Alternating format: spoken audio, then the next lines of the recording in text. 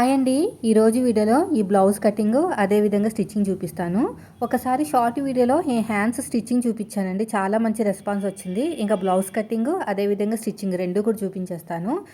Cutting చేసేటప్పుడే కొంచెం అక్కడక్కడ కొన్ని వీడియోస్ అనేవి స్కిప్ అయినాయి. అయినా పర్లేదు, ఎందుకంటే నార్మల్గా బ్లౌజ్ ఎలాగైతే కట్ చేస్తామో సేమ్ అదేవిధంగా స్టిచ్చింగ్లోనే ఫినిషింగ్ నీట్గా వచ్చేలాగా టిప్స్ చెప్పానండి. స్కిప్ చేయకండి వీడియోని ఎక్కడ. వీడియో నచ్చితే మాత్రం ఖచ్చితంగా లైక్ చేయండి. మీరు మన ఛానల్ ఫస్ట్ టైం చూస్తే సబ్స్క్రైబ్ చేయండి. ఇది బయట వేయించుకున్న డిజైన్ అనమాట.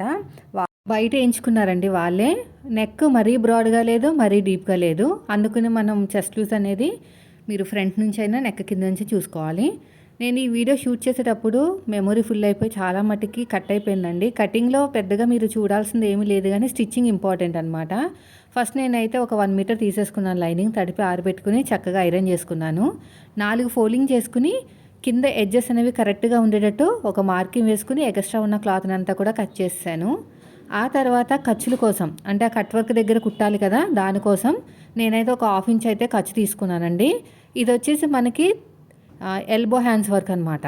ఎల్బో హ్యాండ్స్ వర్క్ అయితే వస్తుంది, అంటే 9.5 అయితే వచ్చింది. వీళ్ళు ఏమన్నారంటే, నేను ఆల్రెడీ హ్యాండ్స్ కటింగ్ చేసేటప్పుడు స్టిచ్చింగ్ చేసేటప్పుడు చెప్పాను, ఒక పట్టీలాగా జాయిన్ చేయాలని. స్టిచ్చింగ్ కావాలంటే స్టిచ్చింగ్ ఛానల్లో మళ్ళీ పోస్ట్ చేస్తాను చూడండి.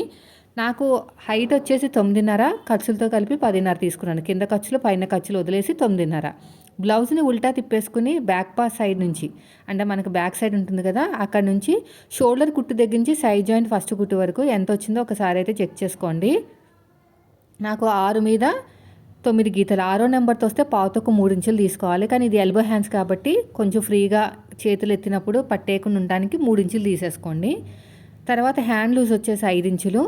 తర్వాత ఆర్మ్ లూజ్ అనేది 6 మీద 9 గీతలు కదా, ఒక 1 ఇంచ్ మైనస్ చేసి 5 మీద 9 గీతలకి స్ట్రేట్గా మార్కింగ్ వేసుకుంటే మీకు కరెక్ట్గా వచ్చేస్తుంది. దాంట్లో సగానికి ఒక మార్కింగ్ వేసుకోండి. మళ్ళీ ఇలా చేయటం వల్ల హ్యాండ్ కర్వ్ తిరిగిన తర్వాత మనకు కరెక్ట్గా సైజ్ వచ్చేస్తుంది అనమాట ఆర్మ్ లూజ్ అనేది. ఈ కార్నర్ దగ్గర 1.5 కన్నా కొంచెం తక్కువ తీసుకోండి. షోల్డర్ దగ్గర ఏ సైజు వాళ్ళకైనా 1 ఇంచే.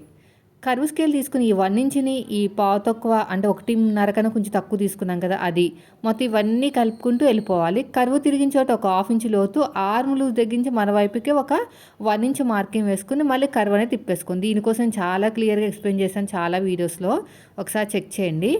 ఇప్పుడు ఇలా క్రాస్గా ఇలా మార్కింగ్ వేసుకోండి. ఎగస్ట్రా ఖర్చు కోసం ఇంకొక 2 ఇంచులు అయితే తీసేసుకోండి. సో ఇది కూడా అయిపోయిందండి. ఇప్పుడు ఎలాగైతే మార్కింగ్ వేసామో సేమ్ అదే విధంగా కటింగ్ అయితే చేసేసుకోవాలి. ఓకేనా. నెక్స్ట్ వచ్చేసి బ్యాక్ పార్ట్ అండి. ఫోల్డింగ్ అనేది మన వైపుకు ఉండాలి, కోరాస్ ఆపోజిట్లో ఉండాలి. ఎందుకంటే ఇది వచ్చేసి ఫ్రంట్ ఓపెన్ కాబట్టి. చెస్ట్ లూజు అంటే వీళ్ళు ఇచ్చిన నెక్ అనేది వాళ్ళ బ్లౌజ్కి డీప్ నెక్ ఉన్న, మనకి వర్క్ మాత్రం మరీ డీప్గా అయితే లేదు, చూస్తే మీకే అర్థమైపోతుంది. ఇప్పుడు నేను ఏం చేస్తున్నానంటే, ఇలాగా కరెక్ట్గా బాడీ మీదకి వెళ్ళిన తర్వాత బ్లౌజ్ ఎలా ఉంటుందో అలా పెట్టేసుకున్నానండి. ఇలా నీట్గా పెట్టేసుకోండి, బ్లౌజ్ ఎలా ఉందో అలాగా. ఇప్పుడు వచ్చేసి ఫోల్డింగ్ ఎక్కడికి వచ్చిందో చూడండి. సైడ్ జాయింట్ వైపుకు ఫోల్డింగ్ అనేది, కుట్టు కాదు.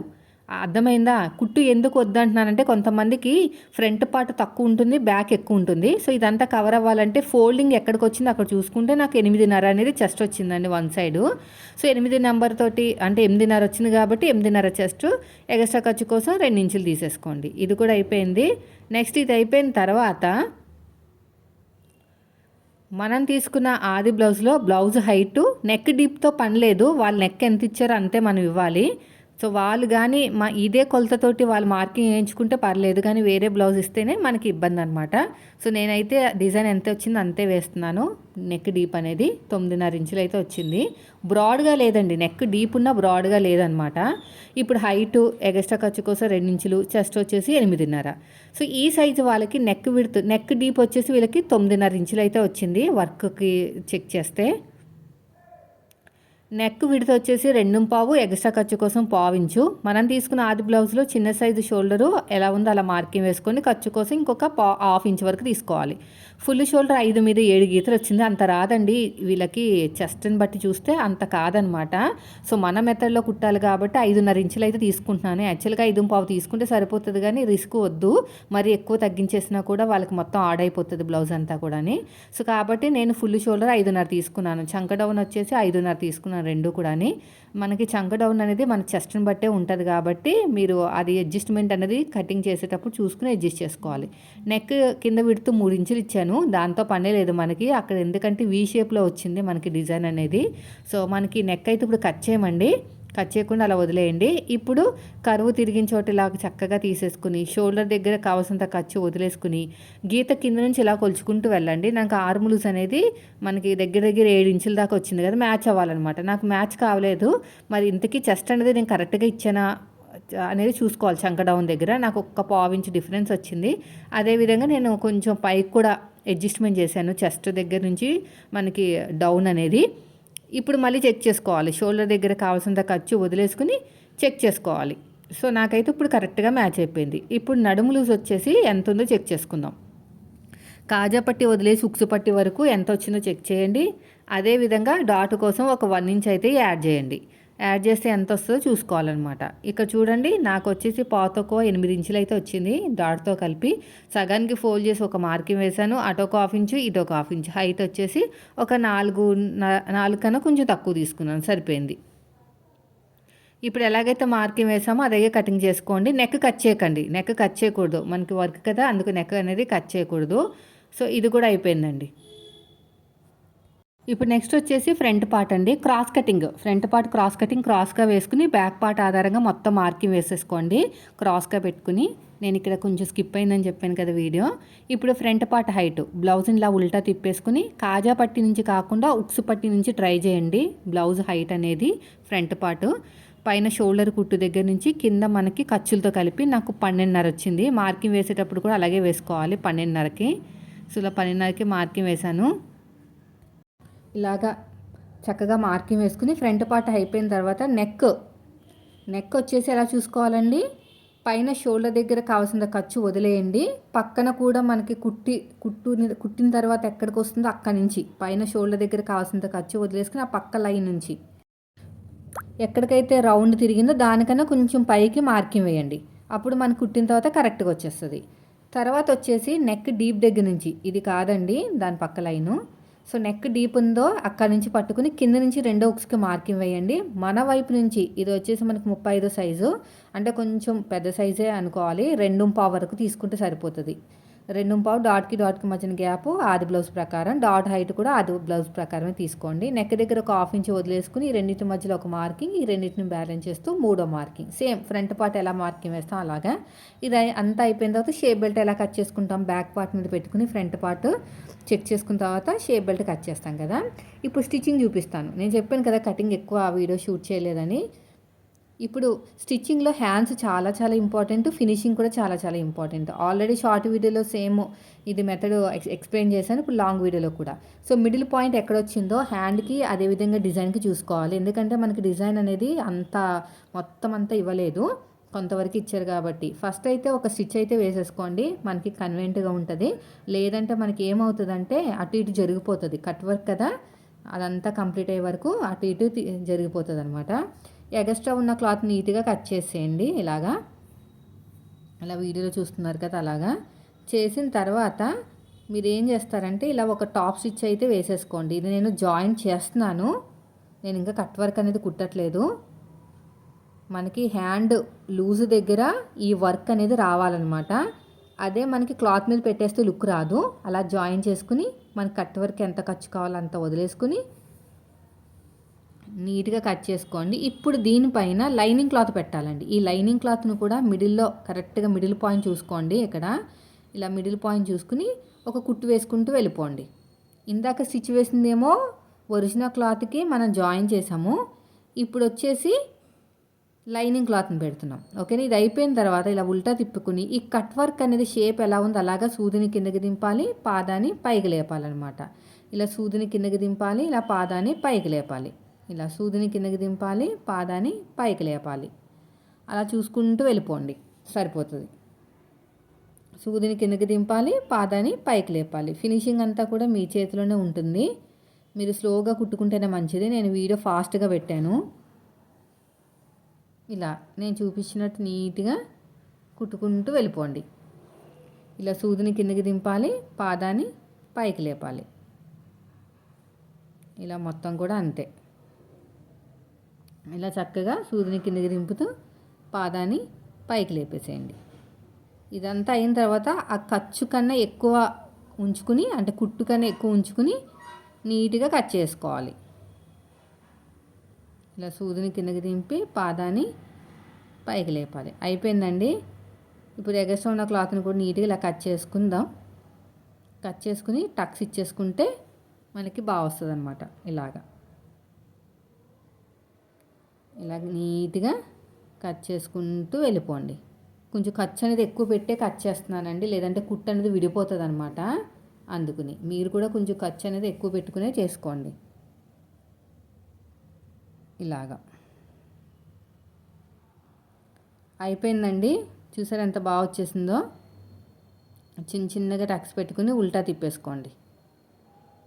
ఇలా ఉల్టా తిప్పేసుకుని ఐరన్ చేసుకోండి కుదిరితే, లేదంటే నార్మల్గానే ఉంచేసేయండి. ఇలాగా అయిపోయిందండి. చూసారు ఎంత చక్కగా వచ్చేసిందో. ఇదంతా నీట్గా సదిరేసుకుని ఇప్పుడు ఒరిజినల్ క్లాత్ని లైనింగ్ క్లాత్ని జాయిన్ చేసుకుంటూ వెళ్ళిపోవాలి. ఇలా నీట్గా జాయిన్ చేసేసుకోండి ఇదంతా కూడా. ఎగస్ట్రా ఉన్న క్లాత్ని కట్ చేసుకుని పక్కన మనకి ఏమన్నా జాయింట్ పడితే వేసుకోవాలన్నమాట. ఈ సైడ్కి మనకి ఏమన్నా జాయింట్ పడితే మిడిల్ ఒక చిన్న టక్ అయితే ఇచ్చేసేయండి. హ్యాండ్ లూజ్ దగ్గర కరెక్ట్గా పెట్టేసుకోండి. ఆర్మ్ లూజ్ దగ్గర ఏమైనా ఎక్కువ తక్కువ ఉంటే కట్ చేసేయండి, సరిపోతుంది. అయిపోయినాయండి రెండు కూడా. ఇప్పుడు బ్యాక్ పార్ట్, ఇది చాలా చాలా ఇంపార్టెంట్. వీడియోని ఎక్కడ స్కిప్ చేయకుండా లాస్ట్ వరకు చూసేసేయండి. కరెక్ట్గా మిడిల్ పాయింట్ చూసుకోండి. మనకి వర్క్, నెక్ డీప్ అవన్నీ కరెక్ట్గా చూసుకుని ఎక్కడికి వస్తో చూసుకుని ఒకసారి అయితే కుట్టు వేసేసుకోండి. ఇక్కడ చూడండి, ఇక్కడికి వచ్చింది నెక్ డీపు. ఓకేనా?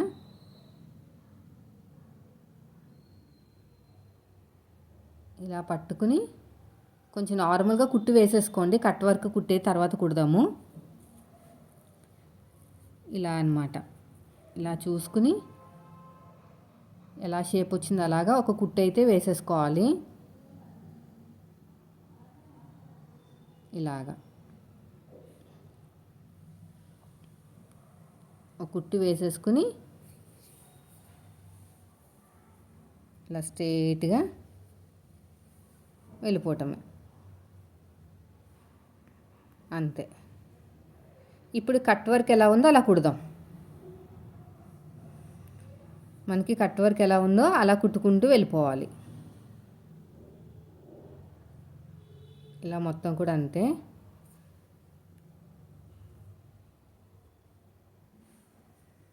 ఇలా వీడియోలో చూపించినట్టు ఇలా సూదిని కిందకి దింపుతూ పాదాన్ని పైకి లేపుతూ నేను చూపించినట్టు నీట్గా ఇలాగా కుట్టుకుంటూ వెళ్ళిపోండి.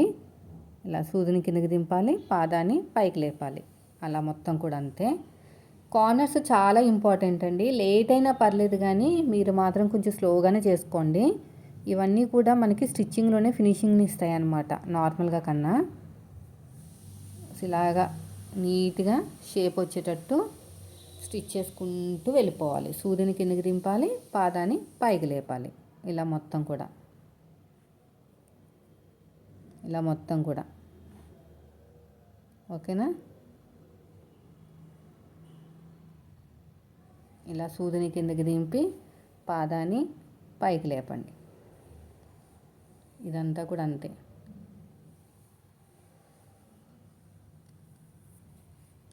ఇలా మొత్తం టైం టేకింగ్, కానీ దాని తగ్గట్టు డబ్బులు తీసుకోవాలి కదా. ఎంత తీసుకుంటారంటే మీ ఏరియాని బట్టి తీసుకోండి. 500 నుంచి 400 అలా ఉంటుంది. ఇది కట్ వర్క్ కాబట్టి కొంచెం టైం ఎక్కువే పడుతుంది.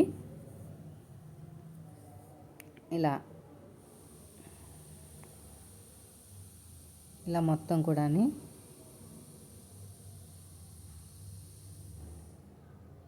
ఇలా సూదిని కిందకి దింపి పాదాన్ని పైకి లేపాలి.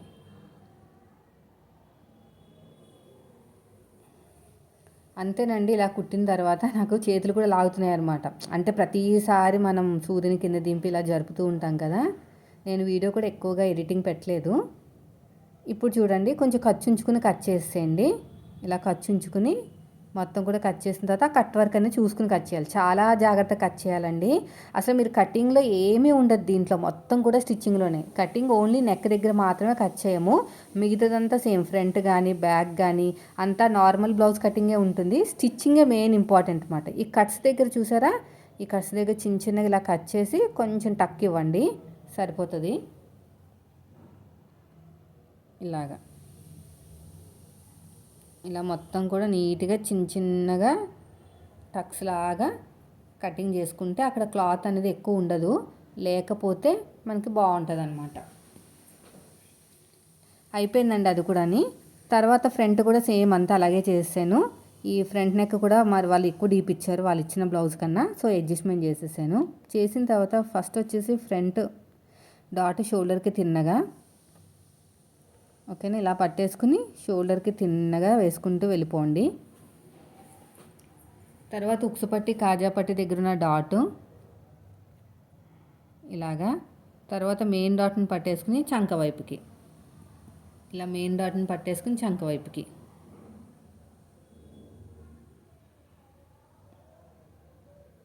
ఇలా మొత్తం కూడాని అయిపోయిందండి. ఇప్పుడు వచ్చేసి జాయిన్ చేసేసుకోండి. ఇలాగా జాయిన్ చేసేసుకుని నేను ఓవర్లాక్ చేసేసుకుంటా. కొంచెం ఈజీ ప్రాసెస్ అనమాట, ఓవర్లాక్ చేసుకుంటే సరిపోతుంది, ఈజీ ప్రాసెస్ ఉంటుంది. మీకు ఎప్పుడైనా వర్క్ బ్లౌజులు కుట్టేటప్పుడు ఫస్ట్ వచ్చేసి ఎడమ చేతి ఏదైతే వర్క్ ఉంటుందో ఆ పార్ట్ అంతా కంప్లీట్ చేసేసుకోండి, బెటర్. తర్వాత రెండోది కూడా అంతే, మెయిన్ డాట్, తర్వాత ఉక్సు పట్టి కాజా పట్టి దగ్గర డాట్, తర్వాత మెయిన్ డాట్ని పట్టేసుకుని చంక వైపుకి ఇలాగా. ఇది కూడా అయిపోయిందండి. దీని మీద పెట్టేసుకోండి. ఇలా నీట్గా కుట్టుకుంటూ వెళ్ళిపోయి ఇక్కడ కూడా ఓవర్లాక్ చేసుకుంటే సరిపోతుంది. సో ఎడమ చేతి వైపు కాజా పట్టి, కుడి చేతి వైపుకి అయితే ఉక్సు పట్టి వస్తుంది. ఒకసారి చెక్ చేసుకుంటున్నాను, ఏం కుట్టలేదు ఇంకా. ఇక్కడికి ఇది వచ్చింది, ఇది ఇక్కడికి వచ్చింది, కరెక్ట్గా వచ్చిందో లేదని చెక్ చేసుకోవాలి, లేదంటే మనకి మళ్ళీ ఇబ్బంది అయిపోతుంది. నాకు కొంచెం ఎక్కువ వచ్చింది షేప్ బెల్ట్, ఇక్కడ అడ్జస్ట్మెంట్ చేసేసరికి ఇప్పుడు కరెక్ట్గా వచ్చేసింది. ఇది వచ్చేసి మనకి ఖర్చులు అనమాట. ఇంకా మనం వన్ సైడ్ కంప్లీట్ చేసాం, రెండో సైడ్ కంప్లీట్ చేయాలి కదా. ఇప్పుడు ఉక్సు పట్టి కాజా పట్టి వేసేసుకోండి అబ్బా, నేను ఇంకా చూపించను, అదంతా కూడా మీకు తెలిసిందే కదా. సో నెక్ కూడా నేను సెల్ఫ్ పైపింగ్ అయితే వేసేసాను, కాజా పట్టి ఉక్సు పట్టి కూడా అయిపోయింది. ఇప్పుడు చెక్ చేద్దాం కరెక్ట్గా వచ్చిందా లేదా. చూసారా కరెక్ట్గా వచ్చేసింది అంతా కూడా అయిపోయిందండి. షోల్డర్స్ జాయిన్ చేసేటప్పుడు కరెక్ట్గా ఉండాలి, షోల్డర్ దగ్గర స్ట్రేట్గా కుట్టుకుంటూ వెళ్ళిపోండి. తర్వాత వచ్చేసి రెండోది కూడా అంతే, ఈ రెండోది కూడా సేమ్ అంతే, ఇలా స్ట్రేట్గా స్టిచ్ చేసుకుంటూ వెళ్ళిపోండి. మళ్ళీ ఇంకొక స్టిచ్, ఒక టాప్ స్టిచ్ అయితే వేసేసుకోండి. వేసుకున్న తర్వాత ముందుగా రెడీ చేసుకునే హ్యాండ్స్ ఉన్నాయి కదా, ఫ్రంట్కి ఫ్రంట్ రావాలి, బ్యాక్కి బ్యాక్ రావాలి, కరెక్ట్గా మిడిల్లో పెట్టుకుని కొంచెం జాగ్రత్తగా కుట్టండి. నాకు అక్కడ పూసలు ఉన్నట్టున్నాయి, పాదం ఇంచు డిఫరెన్స్ ఉండాలి, లేదంటే పీలుకుపోతుందండి. సో అయిపోయింది. రెండో వైపు కూడా అంతే, ఈ రెండో సైడ్ కూడా సేమ్ అంతే, ఇలా కుట్టుకుంటూ వెళ్ళిపోవటమే, ఇలా ఫస్ట్ నుంచి లాస్ట్ వరకు ఇలా నీట్గా స్టిచ్ చేసుకుంటూ వచ్చేసేయండి. ఇలా నీట్గా కుట్టేసుకోవాలి, ఇలా మొత్తం కూడా.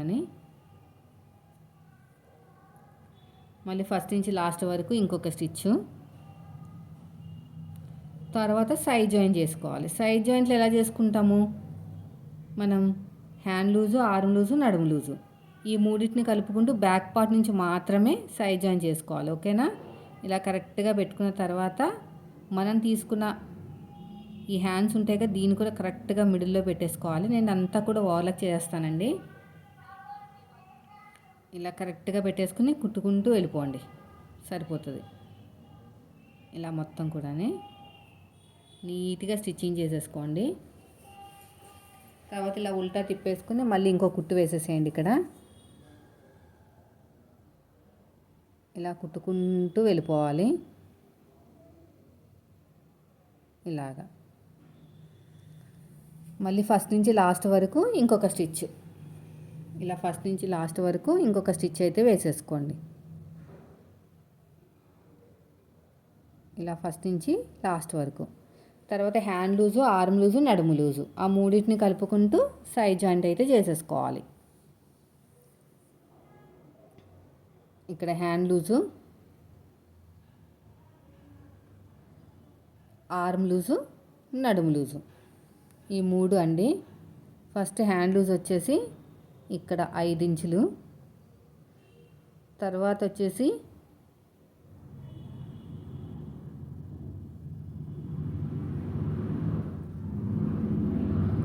ఇక్కడ ఒక మార్కింగ్,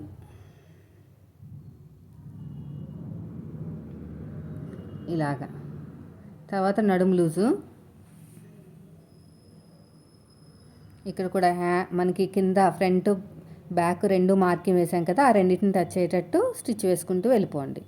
సో ఇలా ఉల్టా తిప్పండి, ఇంకొక స్టిచ్, నాకు దారం అయిపోయిందనమాట, ఇలా పెట్టేసుకుని ఇంకొక స్టిచ్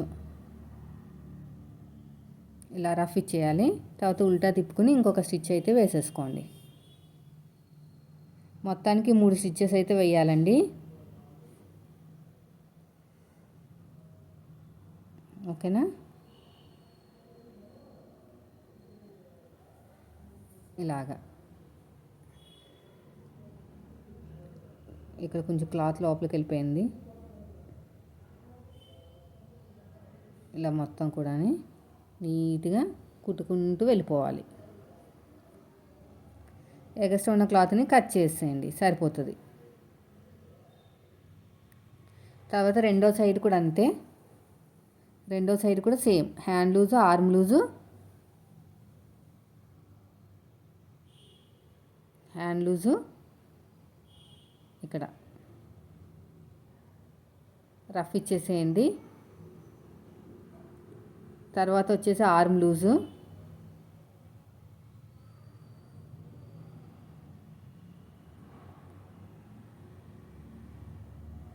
ఇక్కడ నీట్గా ఇలాగా కుట్టేసుకోండి.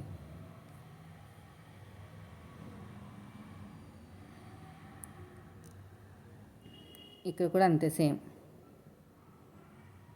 ఉల్టా తిప్పేసుకుని మళ్ళీ ఇంకొక స్టిచ్ అయితే వేసేసేయండి ఇలా సైడ్కి.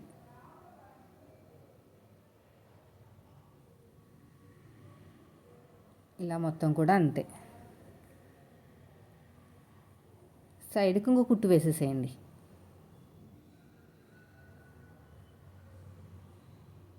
ఎగస్ట్రా ఉన్న క్లాత్ నీట్గా కట్ చేసేయండి.